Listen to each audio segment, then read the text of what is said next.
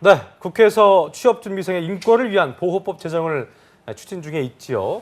국회의 취업준비생 인권보호법을 위한 움직임이 있다면 네, 잡정보센터에서는 취준생들의 인권을 지키는 방법을 알려드리는 취준생 인권위원회가 있습니다. 그렇습니다. 몰라서 넘어가고 취업시장의 약자라서 알면서도 참아야 했던 그런 일들 저희가 우리 취업준비생들이 많이 겪었을 것이고 네. 지금도 겪고 있을 텐데요. 그쵸. 이 코너 통해서 많은 분들이 자기 권리를 당당하게 지킬 수 있기를 기대해 보면서 네, 취준생 인권위원회 송진원 쌤 그리고 김하윤 캐스터와 함께합니다. 어서 두 분 어서 오십시오.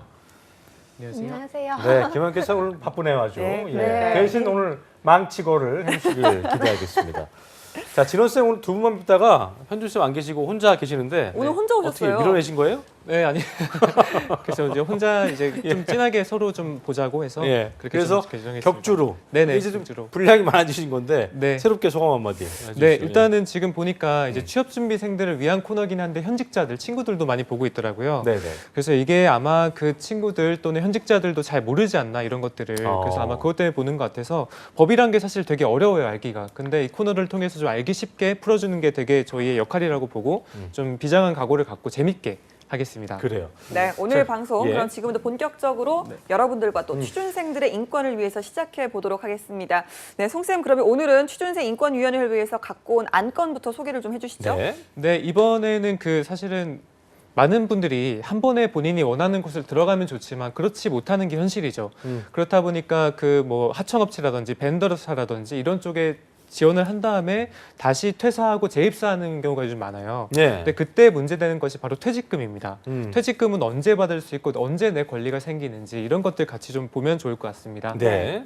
네, 이런 내용 사실 퇴사를 앞두고 계시는 분뿐만 아니라 또 계속 현직에 있는 분들도 자세히 알아야 될 내용이거든요. 그렇죠. 알아야죠. 네, 사실 네. 근무를 하고 있어서 뭐 나랑은 상관이 없다 이렇게 생각하실 수도 있지만 사실 앞날은 아무도 모르는 겁니다. 모르는 네, 겁니다. 내일이 없어요. 네, 그렇습니다. 이번에 어떤 사건인지 그럼 김하윤 캐스터가 소개해 주시죠. 네. 네, 지금 보시는 글은요. 인터넷의 한 취업 카페에서 흔히 볼 수 있는 글 중 하나를 제가 발췌를 해왔습니다. 이 네티즌은 작년에 취업 활동을 힘들게 하셔서 결국 취업에 성공하셨지만 이 회사 파산으로 다시 구직 활동을 하시는 분이에요. 그래서 보시다시피 크크크 하면서 웃고 있기는 하지만 이건 그거죠. 내가 웃는 게 아니다. 약간 그쵸. 그 느낌이 아주 강렬하게 뿜어서 나오고 있습니다. 취업 카페에서 보면요. 생각보다 이런 사정인 글들을 자주 흔하게 접할 수가 있는데요. 의도치 않게 퇴직금을 못 받게 된 이런 경우 그냥 당하고만 있기엔 너무 억울하지 않습니까? 그렇습니다. 그래서 오늘은 퇴직금을 받을 권리에 대한 안건을 상정하도록 하겠습니다. 때려주시죠.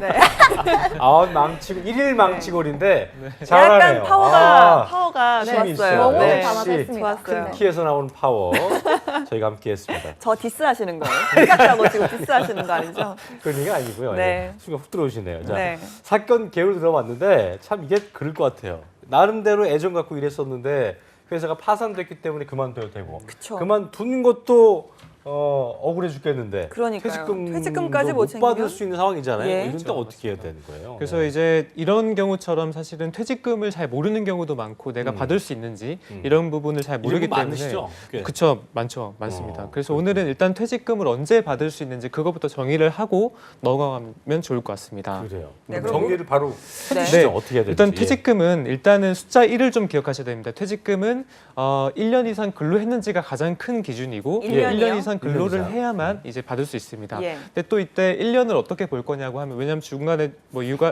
연수휴직이라든지 있을 수도 있고 그래서 본인의 자기개발 등으로 인한 휴직은 계속 근로로 보지 않는 것이 이 중요한 기준 중에 1년 하나입니다. 중에서도 그런 게 네네, 있었다면 맞습니다. 그걸 빼고 나서 더 해야 되는군요. 네네. 그래서 계속 근로인지 여부는 이제 저희가 좀 잘 봐야겠지만 알바를 그만뒀다가 다시 들어왔다 이런 경우는 계속 근로를 인정하지 않는다 네. 이런 것들이 있습니다. 첫 번째는 1년 이상, 네. 두 번째는 뭡니까? 두 번째는 일단은 퇴직금이란 것은 그만큼 수고를 한 거에 대한 대가라고 좀 보시면 됩니다. 그렇죠. 그렇기 때문에 어느 정도 일을 좀 하셔야 되는데 근로기준법에서는 일주일에 15시간 이상, 그다음에 한 달에 60시간 이상 근로자에 한해서 퇴직금을 지급하도록 되어 있습니다. 그러니까 결과적으로 1년 이상 15시간, 월 60시간 이상을 근로를 하셔야 되겠죠.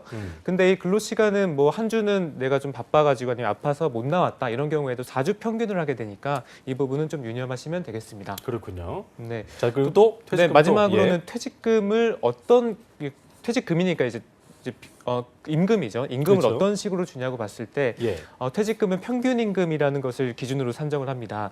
평균이라는 것은 뭐 사전적인 정의는 어려우나 그냥 본인이 받은 하루치 월급이라고 생각하시면 됩니다. 하루치 1급이라고 생각을 하시면 되고 그 퇴직금이란 것은 계속 근로연수 1년 이상에 대해서 30일분의 평균 임금을 주도록 돼 있습니다. 예. 결과적으로 1년을 근무하셨다면은 한 달치 월급 정도 받는다라고 예. 편하게 좀 이해하시면 되겠습니다. 그렇군요. 네. 자, 진호 씨, 근데 안건의 사례로 다시 저희가 돌아가 보면요, 퇴직금을 뭐 이런 것은 정확하게 알아서 저희가 뭐 계산하지 않아도 지급이 되는 게 아닌가 싶은 생각이 드는데 파산되면은 물론 회사가 어려워서 파산이 된 거니까 이런 네. 경우는 뭐 받을 그게 없는 거예요? 그렇죠. 이제 지불 능력이 없는 경우 크게 두 가지가 있는데 기업 측이 지불 능력이 없다고 보면 파산이고 개인 사업주가 지불 능력이 없는 경우에는 죄송합니다. 기업의 경우에는 도산이고 예. 기업 사업주의 경우는 파산입니다. 이럴 경우에는 어쨌든 줄 돈이 없는 거죠. 줄 돈이 없어서 일을 못하면 퇴직금 이슈가 그때 발생하기 때문에 문제가 되는데 그래서 이때 국가에서는 체당금 제도를 좀 운영하고 있습니다. 체당금 제도.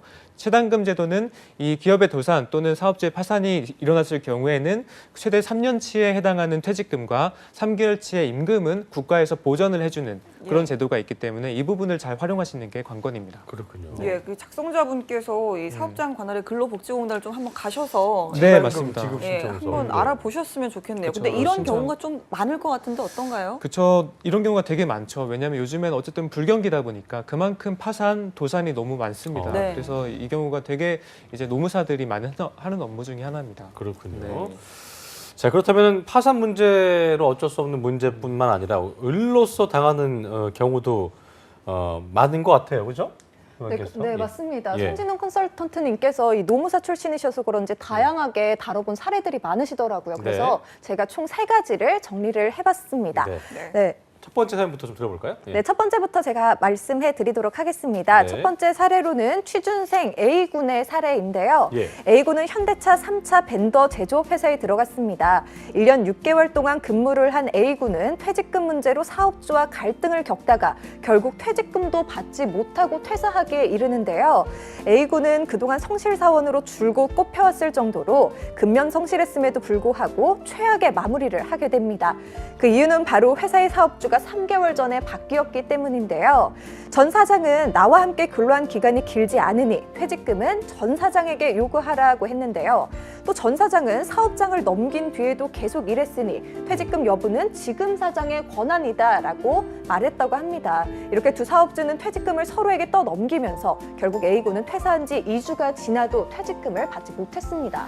야, 굉장히 진짜 이게 황당하네요. 그러게요. 네. 떠넘기는 상황. 그러니까 사업주가 바뀌었다고 일을 한 시간이 달라지는 건 아닌데 뭐 이럴 땐 어떻게 해야 되나요?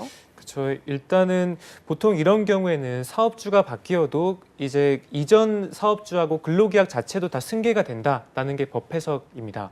그렇기 때문에 신규로 사장이 된 그 사업주께서 퇴직금까지도 지급할 의무가 있습니다. 네. 그렇군요. 네. 자, 어쨌든 뭐 받을 수 있는 거죠, 그러니까요. 그렇죠. 받을 수 있습니다. 그러게요. 네. 다음 사례 한번 들어볼까요? 예.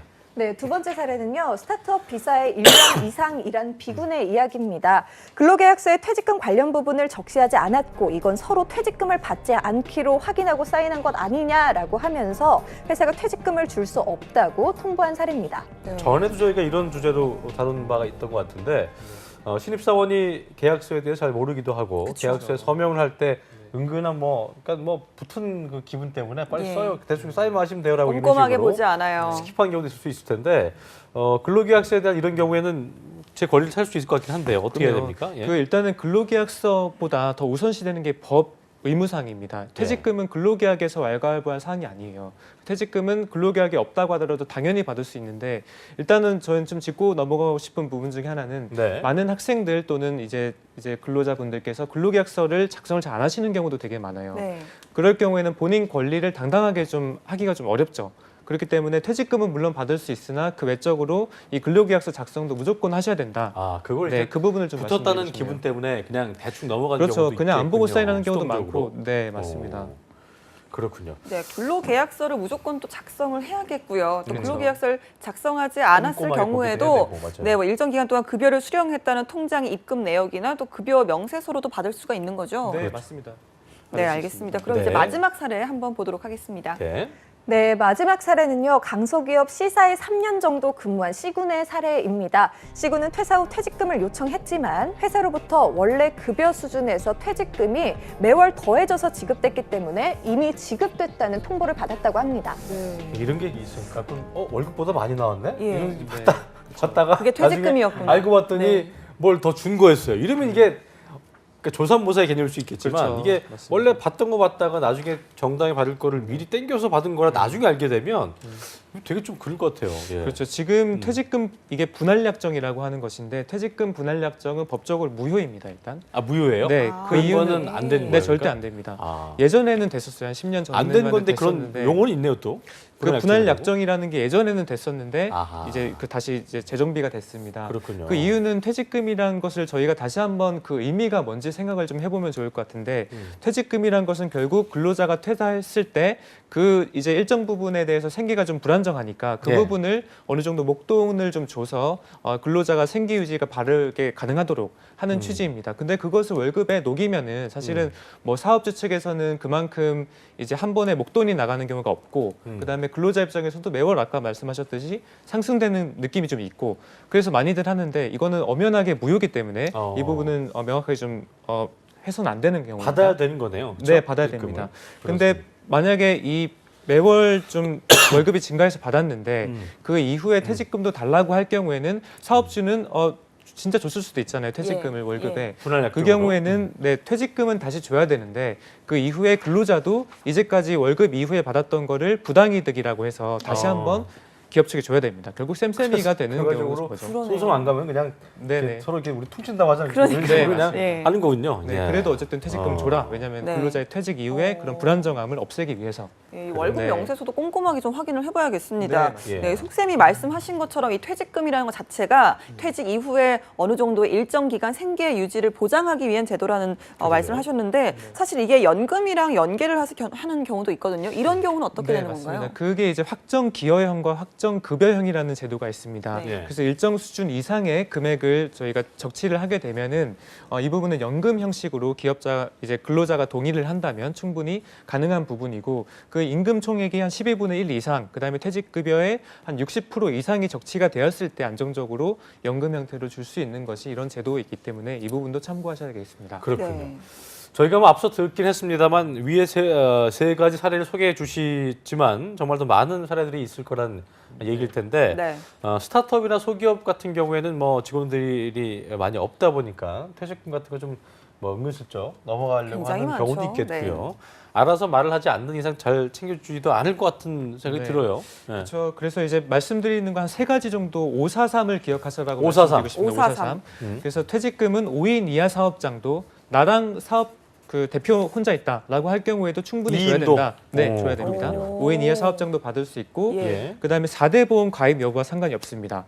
어떤 사업주들은 이제 프리랜서로 가입해서 이런 퇴직금을 안 줘도 된다라고 이해하는 경우가 되게 많은데 그거랑 상관없이 내가 정말 사업주 밑에서 근로자로 일을 했다면 이 부분은 주셔야 됩니다. 그게 4고 3은 이 퇴직금 권리는 3년 동안 유효합니다. 근데 3년 이후에 내가 이전에 한 10년 정도 전에 못 받았다라고 하는 경우는 예. 무효가 될 수 있으니까 3년 이내에 퇴직금을 청구를 꼭 하셔야 됩니다. 네, 그렇군요. 543 네. 쉽네요. 543. 5인 이하의 네. 사업장도 가능하고 4대 보험 가입 여부와 상관없이 받을 수 있다고 하니까 꼭 기억을 좀 하셔야겠습니다. 네. 네, 그런데 이런 경우들이 결국은 이 사업주가 안 주기 때문에 벌어진 일이잖아요. 그렇습니다. 막상 이런 일이 나쁘실 벌어지면 거예요. 뭐 네. 누구라도 좀 도움을 청하고 싶고 또 어디든 찾아가서 도움을 요청하고 싶은데 네. 어떻게 하면 좋을까요? 사업주가 어쨌든 목동이다 보니까 이 그 한 번에 큰 금액을 주기 힘든 경우가 많아요. 예. 그래서 근데 이제 근로자 퇴직급여 보장법에 의하면 퇴직금은 퇴사일로부터 14일 이내에 지급을 꼭 하셔야 됩니다.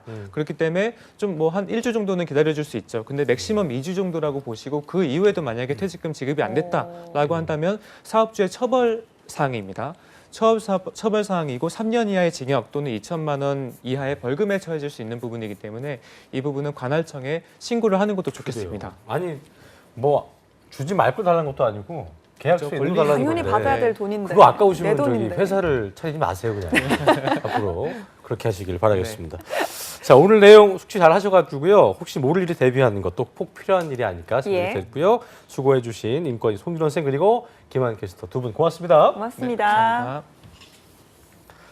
자, 오늘 1시간 알차게 보냈습니다. 내일도 특집 왜 떨어졌나 시즌3 계속 되니까요. 내일 방송도 많은 기대해 주시기 바랍니다. 네, 저희는 내일 오전 10시에 다시 찾아뵙겠습니다. 네. 여러분 고맙습니다. 고맙습니다.